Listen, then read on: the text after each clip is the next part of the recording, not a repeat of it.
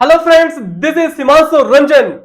Today I came up with one of the important video for all of you. Today I am going to discuss with you the syllabus for the post of accounts officer जिसका vacancy आया था Gujarat state electricity corporation limited में जो vacancy आया था GSECL में जो vacancy आया था for the post of accounts officer. So today I am going to discuss with you the syllabus for this. Okay, so first of all I will tell you that कि इसका vacancies आया बहुत दिन हो गया और इसका एग्जामिनेशन कुछ ही दिनों में होने वाला है. Okay, so if you are preparing for this examination, so courses are also launched for this exam for this post. Okay, so you will get the courses from my websites. Okay, so go and check the description box of this video. From there you can see a link is there. By clicking that link you can visit on my website.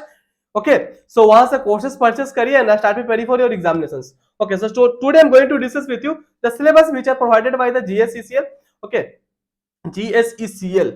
Okay, इन्हीं लोगों ने आप लोग के लिए syllabus दिया है. Okay, so today I'm going to discuss with you everything.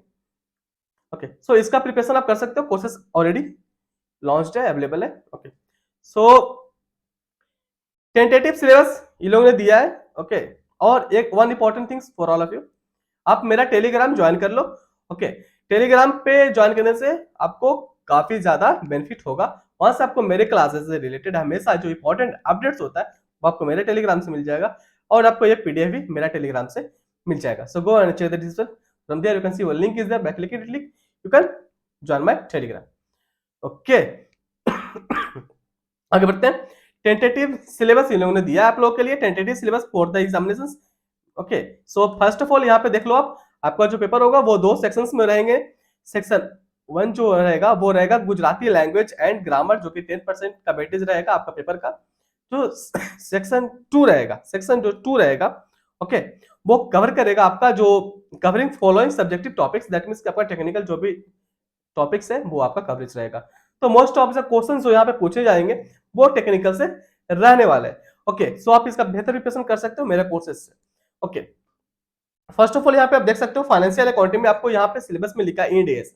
तो इंड एस अगर इन लोगों ने पूरा लिख दिया तो इंड एस में देखो क्या करना. आप इंड एस का सारा नाम जितना भी इंड एस है, नाम नंबर याद कर लेना. इंड एस के साथ साथ आप क्या करना, अकाउंटिंग स्टैंडर्ड भी देख लेना. अकाउंटिंग स्टैंडर्ड का नाम और नंबर भी देख लेना. आगे बढ़ते हैं. फाइनेंशियल एंड मैनेजमेंट अकाउंटिंग लिख दिया. ओके, फाइनेंशियल मैनेजमेंट अकाउंटिंग, तो अकाउंटिंग जो बेसिक टर्मिनोलॉजी है अकाउंटिंग का वो देख लेना, क्योंकि बहुत सारे पीसीएस में आजकल देखा जा रहा है किस तरह से क्वेश्चंस पूछा जा रहा है. ओके, टैक्सेशन में direct taxation, indirect taxation including GST इन्होंने लिख दिया है. तो डायरेक्ट टैक्सेशन दैट मींस की इनकम टैक्स और जीएसटी तो रहने वाला है. इसके साथ साथ आपको कस्टम भी देखने को मिल सकता है. ओके, सो ये सब चीजें आप देख लेना. जैसे कि इनकम टैक्स का बात किया जाए तो इसमें इंपॉर्टेंट जो चैप्टर्स होता है वो 5 heads of income, salary of party, business person, capital gain, other sources. ये तो इंपॉर्टेंट तो होता ही है. इसके साथ साथ जो आपका रिटर्न फाइलिंग का चैप्टर है वो इंपॉर्टेंट होता है. एडवांस टैक्सेस इंपॉर्टेंट होता है, रिटर्न फाइलिंग इंपॉर्टेंट होता है, सेटअप एंड कैरी फॉरवर्ड जो है वो भी ज्यादा इंपॉर्टेंट होता है. जीएसटी में बात किया जाए इंपॉर्टेंट टॉपिक्स का, तो उसमें आपको फर्स्ट ऑफ ऑल जो बेसिक जो कंसेप्ट है जीएसटी का वो देख लेना. जैसे जीएसटी का जो जीएसटी काउंसिल है वो क्या है, उसका आर्टिकल क्या है. ओके, सो ये सब चीजें आप देख लेना. शेड्यूल 1, शेड्यूल 2, शेड्यूल 3 क्या होता है वो सब चीजें देख लेना. बेसिक कंसेप्ट में कवर हो जाएगा. उसके बाद प्लेस ऑफ सप्लाई होता है और time of supply, value of supply. So ये सब चीजें देख लेना. इसके बाद आप जीएसटी में जो रजिस्ट्रेशन का जो पूरा प्रोविजन है वो देख लेना. इसके बाद आप जीएसटी का जो रिटर्न है वो देख लेना और कंपोजिशन स्कीम देख लेना.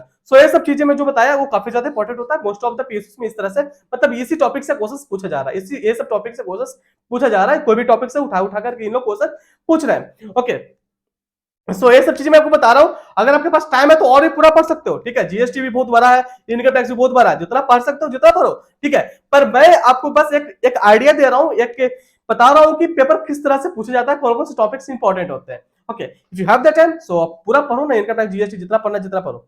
ठीक है, ऑडिटिंग का बात किया जाए तो ऑडिट में बात किया जाए तो यहाँ पे इंपॉर्टेंट जो होते हैं वो स्टेटरी ऑडिट तो होता है, जो कि सेशन 139 से लेकर के सेशन 148 तक जो होता है. सेशन 139 से 148 तक, जिसमें कि सेशन 139 से लेकर के 147 तक जो स्टैट्यूटरी ऑडिटर का जो प्रोविजन है वो होता है. और इसके बाद जो सेक्शन 148 है वो कॉस्ट ऑडिट से रिलेटेड प्रोविजंस पूरा लिखा हुआ है. ओके, सो ऑडिट में ये सब चीजें आप देख लेना. ठीक है, इंटरनल ऑडिट भी देखना जो सेक्शन 138 है.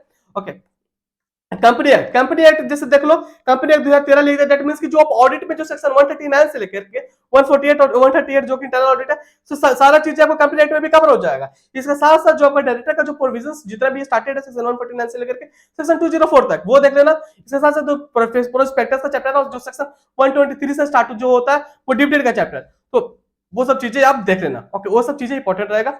बिजनेस रूल में बात की जाए तो बिजनेस रूल में जो PF, gratuity, bonus act, contract act, negotiable instrument act, so ये सब जो चैप्टर्स है वो काफी ज्यादा इंपॉर्टेंट माना जाता है। कॉन्ट्रैक्ट एक्ट, ओके, तो ये सब चीजें बहुत ज्यादा इंपॉर्टेंट है। सीएल ऑफ गुड एक्ट भी देख लेना। ओके, तो ये सब चीजें जो मैं बता रहा हूँ काफी ज्यादा इंपॉर्टेंट है। मैं जो जो बताया हूँ उसको बार बार आप ध्यान से सुनना। ओके, जो जो मैं बता रहा हूँ काफी ज्यादा इंपॉर्टेंट रहने वाले हैं। ओके, और हम जो कोर्सेस आपको प्रोवाइड कर रहे हैं उसमें आपको 5000 एमसीक्यूज तो रहने वाले हैं, जो कि आपको सब्जेक्ट वाइज और टॉपिक वाइज रहने वाले हैं। ओके, इसके साथ साथ हम आपको 30 प्लस पीएसयू का क्वेश्चन पेपर दे रहे हैं। 30 प्लस पीएसयू का क्वेश्चन पेपर दे रहे हैं, जिससे कि क्या होगा कि आपको पता चल पाएगा कि हाँ पीएसयू में किस तरह का क्वेश्चन पूछा जा रहा है। ओके, सो आगे बढ़ते हैं। कॉस्ट एंड मैनेजमेंट अकाउंटिंग में यहाँ पे जैसे देखो कॉस्टिंग टेक्निक लिख दिया, कॉस्टिंग टेक्निक। ओके, सो ये सब चीजें देख लेना। बजट एंड बजट आउट फिर लिख दिया, कॉस्ट ऑडिट। ठीक है, बजट में वही बजट क्या होता है, बजट कंट्रोल क्या होता है, जीरो बेस्ड बस्टिंग क्या होता है, तो ये थियोरेटिकल टर्मिनोलॉजी होता है, थियोरेटिकल से पूछ देता है इन लोग। ठीक है, so cost audit, cost audit जो मैं बता दिया आपको सेक्शन 148 के अंदर आता है। तो कॉस्ट ऑडिट के अंदर जितना भी प्रोविजन है देखना, आजकल मैं देख रहा हूँ बहुत सारे पीएसयू का पेपर में खासकर कॉस्ट ऑडिट से अच्छा भर भर करके क्वेश्चन पूछा जा रहा है, भर भर करके क्वेश्चन पूछा जा रहा है कॉस्ट ऑडिट से। ओके, इससे कॉस्ट ऑडिट का प्रोविजन जो है, जैसे कि कॉस्ट रिकॉर्ड कौन सा कंपनी को बनाना पड़ता है, कॉस्ट ऑडिट कौन सा कंपनी को कराना पड़ता है, इसको क्या क्या फॉर्म्स होते हैं, मतलब कॉस्ट ऑडिट में और भी जैसे कॉस्ट अकाउंटिंग स्टैंडर्ड क्या होता है, कॉस्ट ऑडिटिंग स्टैंडर्ड क्या क्या होता है। ओके, सो ये सब चीजें आप देख लेना। फिर है project planning, financing, analysis and management, फिर quantitative techniques, operations and project management control. आगे बढ़ते हैं फाइनेंशियल मैनेजमेंट में। मैनेजमेंट साइंस लिखा है international financial management. Okay, I see hedging. Okay, यहाँ पे आपको एसएफएम और एफएम से रिलेटेड यहाँ पे चैप्टर्स आपको देखने को मिलेगा। Capital market analysis, financial derivative, ये सब देख सकते हैं एसएम से, ये सब आपका रहने वाले हैं। ओके, सो ये सब चीजें आप देख लेना। जनरल यहाँ पे लिखा है, इसमें आपको मैनेजरियल इकोनॉमिक्स पूछा जाएगा, जिससे मैनेजरियल इकोनॉमिक्स लिख दिया। दैट मींस कि इसमें आपको जो डिमांड सप्लाई का चैप्टर पढ़े होगे, डिमांड सप्लाई, कंज्यूमर इक्विलिब्रियम, ये सब होता है ना, डिमांड सप्लाई से पढ़े होगे। ये कंज्यूमर बिहेवियर, कंज्यूमर इक्विलिब्रियम से रिलेटेड भी टॉपिक्स होता है इकोनॉमिक्स में, वो सब चीजें आप देख लेना। ओके, सो ये हो जाएगा मैनेजरियल इकोनॉमिक्स। और मार्केट, मार्केट इसमें की परफेक्ट कंपटीशन, मोनोपोली क्या होता है, मोनोपोलिस्टिक क्या होता है, ओलिगोपोली क्या होता है, तो ये सब चीजें आप देख लेना। आगे बढ़ते हैं। Management information and control systems, application of information technology in business. So ये सब चीजें रहने वाले हैं आपका सिलेबस में। आपको काफी अच्छा प्रिपरेशन करना है तो आप मेरे कोर्सेज से कर सकते हो। ठीक है, ऐसा ये जो कोर्सेज है आपको www.himansuniClasses.in वेबसाइट पे मिल जाएगा। ओके, ये जो क्वेश्चन पेपर रहने वाला है, question paper will be in English language only. So ये सब चीजें यहाँ पे मेंशन किया हुआ है। तो क्वेश्चन पेपर जो रहने वाला है आपका 100 क्वेश्चंस रहने वाले हैं, 100 मार्क्स का होने वाला है। जैसे कि आपको मैं स्टार्टिंग में बोला कि आपका जो पेपर रहने वाले हैं वो 100 मार्क्स का रहेगा। इसके साथ साथ जो आपको 10% जो वेटेज रहेगा, 10% जो वेटेज रहेगा, जैसे कि ये लोगों ने लिख दिया आपको पहले ही, जो 10% वेटेज रहेगा गुजराती लैंग्वेज एंड ग्रामर से रहेगा 10%, और जो 90% जो वेटेज रहेगा वो मोस्ट ऑफ द 90% जो वेटेज रहने वाले हैं जो आपका टेक्निकल से रहने वाले हैं। टेक्निकल दैट मींस की जो भी आप पढ़े थे उसी से क्वेश्चन पूछा जाएगा। ठीक है, so there shall be negative marking भी आपका रहने वाला 1/4। ओके, तो देख करके ध्यान से करके आप एग्जाम दीजिएगा और अच्छा से प्रिपरेशन लीजिए, क्योंकि इसका एग्जामिनेशन कुछ ही दिनों में होने वाला है, कुछ ही दिनों में होने वाला है।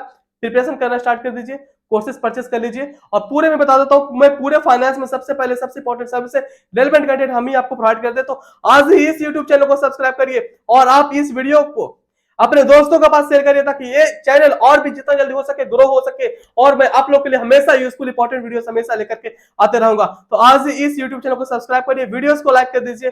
Okay, so thank you.